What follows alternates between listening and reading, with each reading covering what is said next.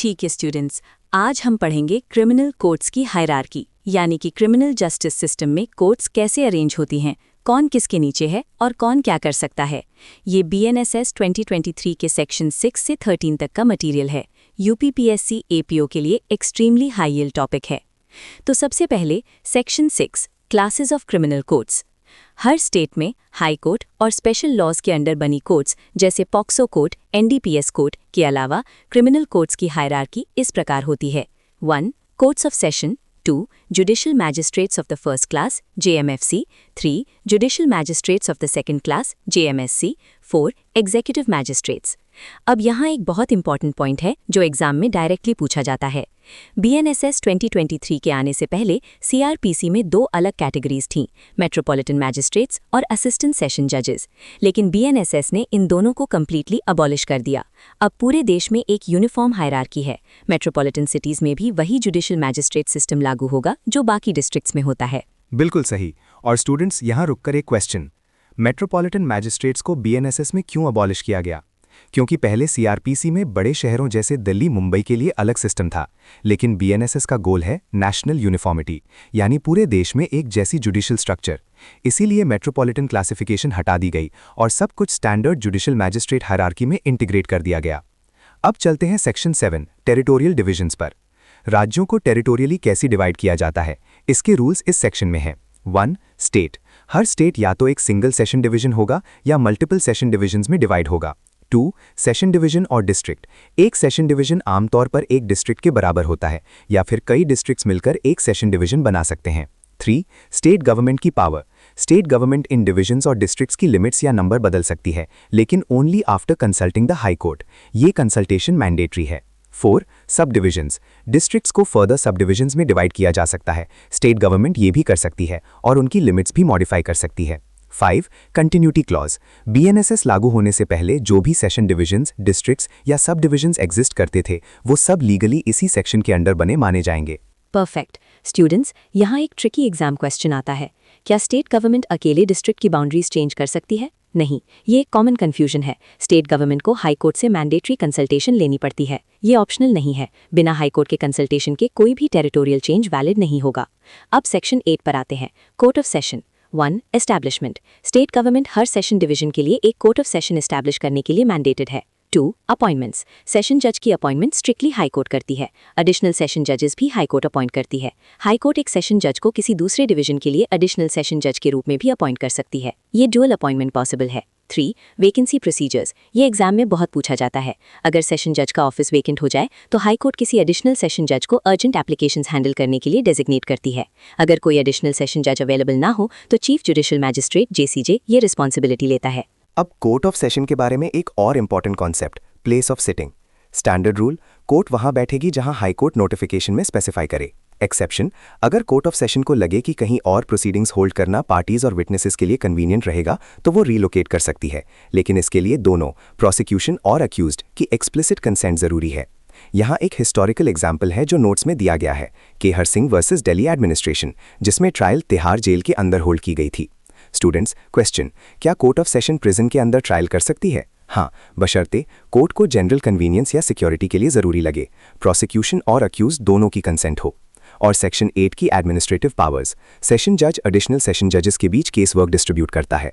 Temporary absence में session जज urgent applications handle करने के लिए एडिशनल सेशन जज को फॉर्मली डेलीगेट कर सकता है। अगर एडिशनल सेशन जज भी ना हो तो JCJ ये काम करेगा। अब बढ़ते हैं section 9 courts of judicial magistrates. 1. Establishment. State government high court से कंसल्टेशन के बाद हर डिस्ट्रिक्ट में जितनी जरूरत हो उतने JMFC और JMSC कोर्ट्स एस्टैब्लिश करती है।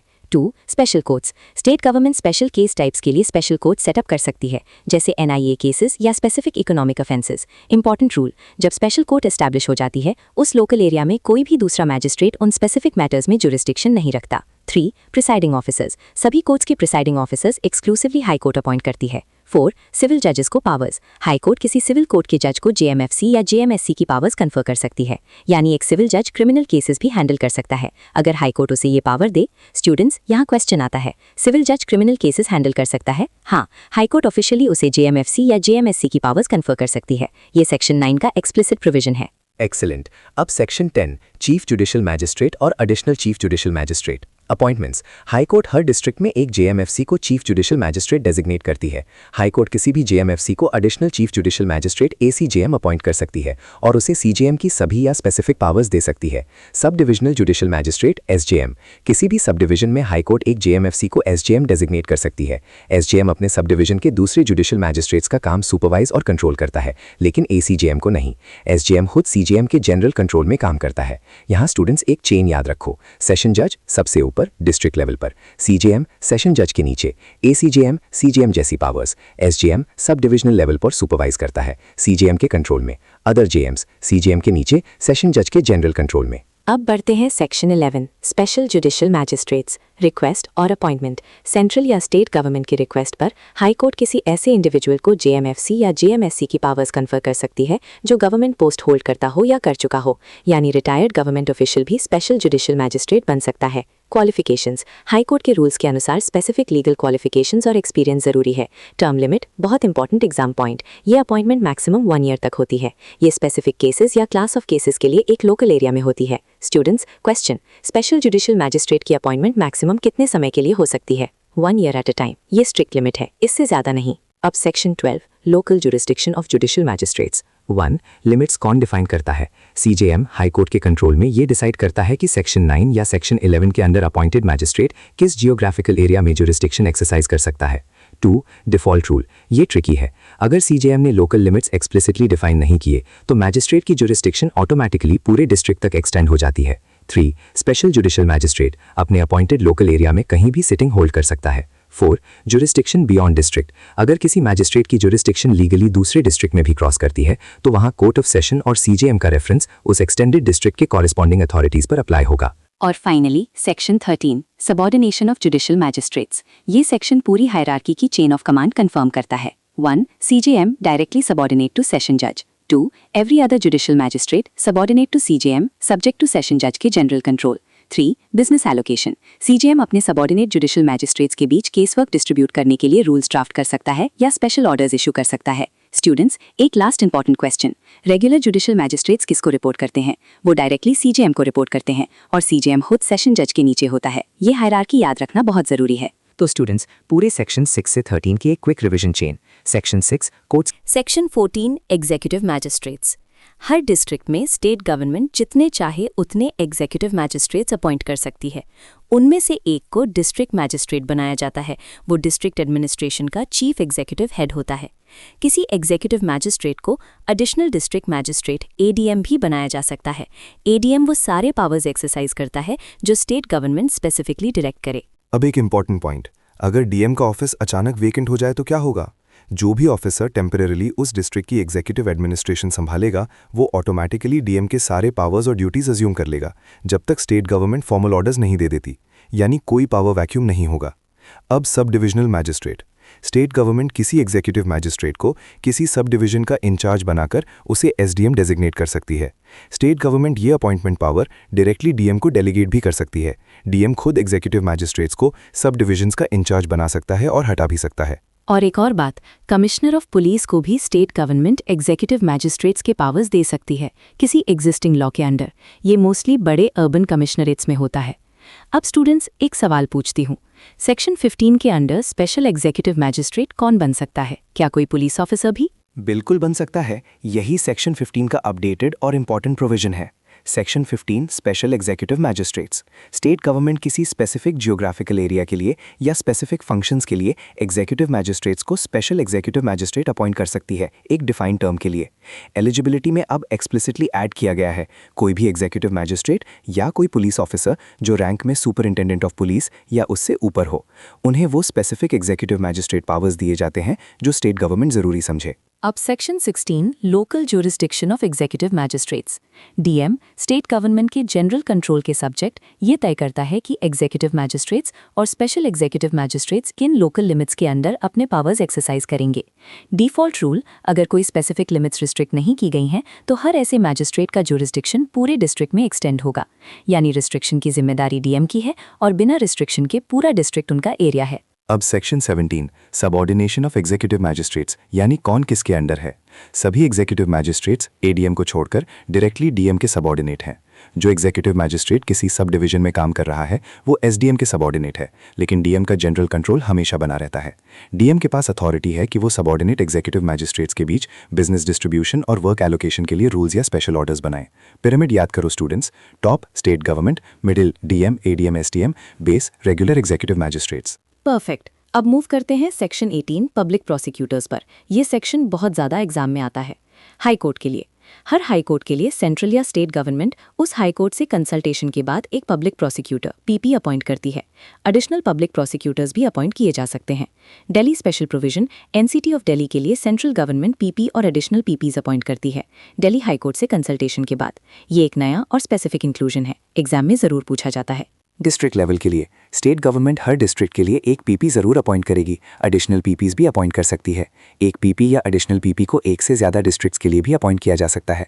सिलेक्शन प्रोसेस, डीएम सेशंस जज के साथ कंसल्टेशन करके फिट कैंडिडेट्स का पैनल ऑफ नेम्स तैयार करता है। अपॉइंटमेंट इसी पैनल में से होनी चाहिए। अगर स्टेट के पास regular cadre of prosecuting officers है तो पहले कैडर से ही अपॉइंटमेंट होगी जब तक कोई सूटेबल कैंडिडेट ना हो। अब सबसे ज्यादा पूछा जाने वाला पॉइंट, एलिजिबिलिटी और एक्सपीरियंस।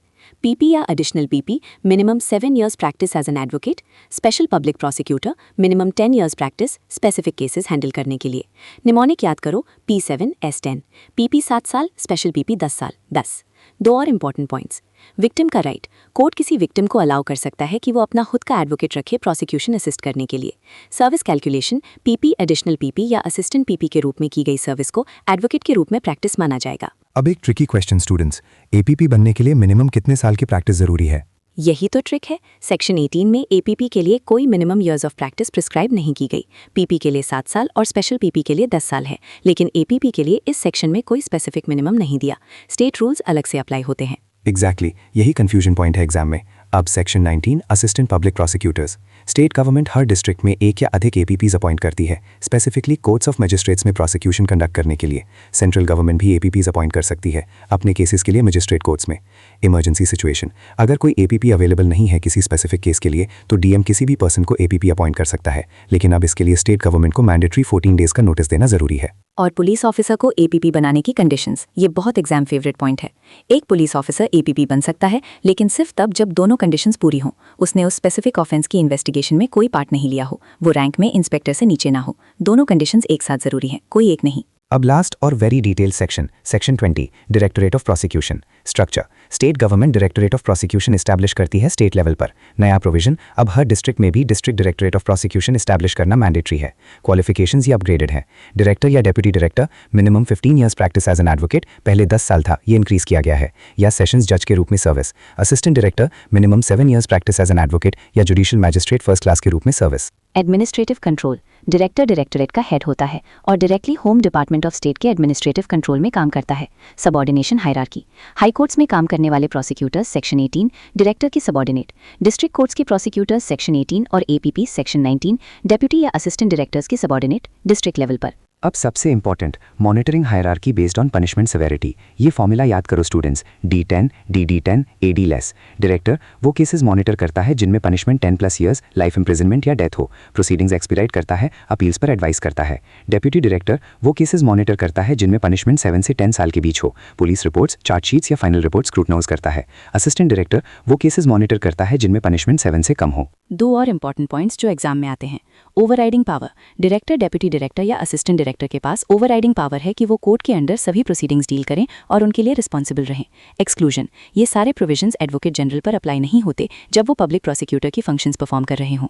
चलो अब एक रैपिड फायर रिवीजन करते हैं स्टूडेंट्स। मैं क्वेश्चन पूछता हूँ, डिस्ट्रिक्ट में पब्लिक प्रोसिक्यूटर्स के लिए पैनल ऑफ नेम्स कौन तैयार करता है और किसके कंसल्टेशन से? डीएम तैयार करता है सेशंस जज के कंसल्टेशन से। दिल्ली हाई कोर्ट के लिए पीपी कौन अपॉइंट करता है? Central government, Delhi high court से कंसल्टेशन के बाद। स्पेशल एग्जीक्यूटिव मैजिस्ट्रेट बनने के लिए पुलिस ऑफिसर की मिनिमम रैंक क्या होनी चाहिए? सुपरिंटेंडेंट ऑफ पुलिस, एसपी या उसके इक्विवेलेंट। डायरेक्टर ऑफ प्रोसिक्यूशन किस डिपार्टमेंट के अंडर काम करता है? Home department of the state. DM के इमरजेंसी अपॉइंटमेंट ऑफ एपीपी में स्टेट गवर्नमेंट को कितने दिन का नोटिस देना जरूरी है? 14 डेज का mandatory notice. Directorate of prosecution के डायरेक्टर बनने के लिए पहले कितने साल की प्रैक्टिस चाहिए थी और अब कितनी चाहिए? पहले 10 साल थे, अब 15 साल कर दिए गए हैं। ये एक की चेंज है जो एग्जाम में जरूर पूछा जाएगा। Perfect revision. स्टूडेंट्स, इन सब सेक्शंस को एक साथ इस तरह याद करो। एग्जीक्यूटिव मैजिस्ट्रेट्स स्टेट अपॉइंट करती है, डीएम हेड करता है, एसडीएम सब डिविजन्स को कंट्रोल करता है, सब डीएम के अंडर।